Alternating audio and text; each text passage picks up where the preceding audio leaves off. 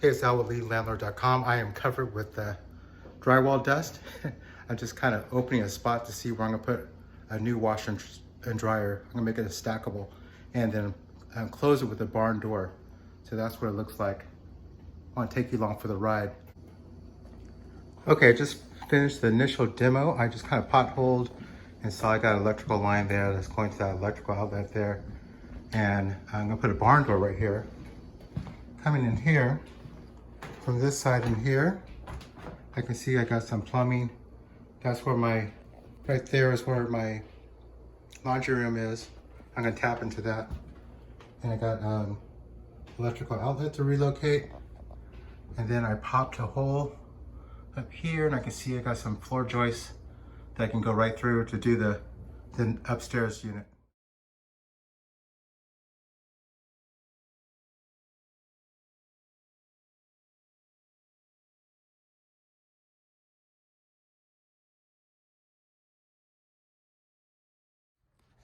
Okay, this is the end of day 2. We got the back wall framed up. I got a washer box in. I'm gonna do the plumbing tomorrow, but we got the drain line through. It was kind of crazy. We had to kick a little 45 right there. Let me turn this around. Okay, we had to kick it 45 there.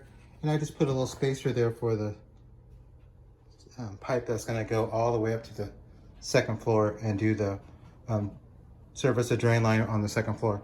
But then it comes through here, kicks through the wall at a 45 and it goes and ties into the standpipe in the laundry room.